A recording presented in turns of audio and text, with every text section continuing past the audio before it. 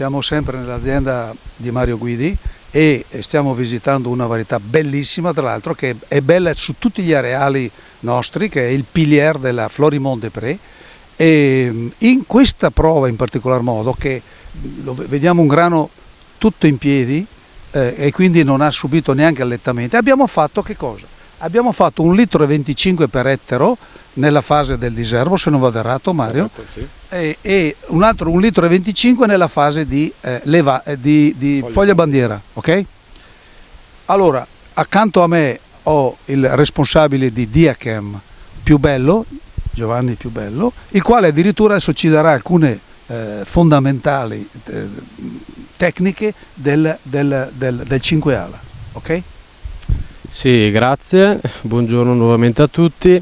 Oggi parliamo di Pentac 5 ala, questo formulato innovativo della linea di Agro, marchio per quanto riguarda Diachem degli agronutrienti, che si affianca al classico storico marchio Chimiberg per quanto riguarda gli agrofarmaci. Pentac 5 ala è un formulato NPK con boro e molibdeno contenente ALA, ovvero un amminoacido intermedio, l'acido 5-aminolevulinico. Questo amminoacido è un amminoacido precursore della fotosintesi clorofilliana, in quanto si va a legare a un atomo di magnesio, dando appunto questa reazione, incrementando quindi quella che è la fotosintesi. L'applicazione appunto di questo prodotto in campo determina quindi quello che è un aumento dell'efficienza fotosintetica e quindi un aumento anche di fotosintesi durante il giorno, che si contrappone poi ad una riduzione del processo di respirazione durante la notte, per evitare quindi che la pianta vada a consumare energia durante la notte inutilmente, ecco.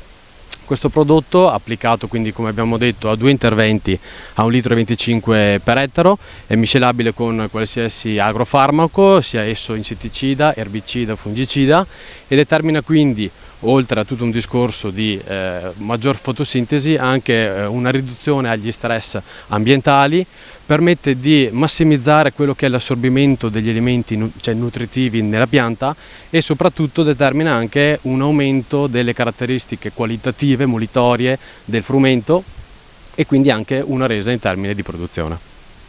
Sì, grazie, bellissimo intervento, molto, molto significativo.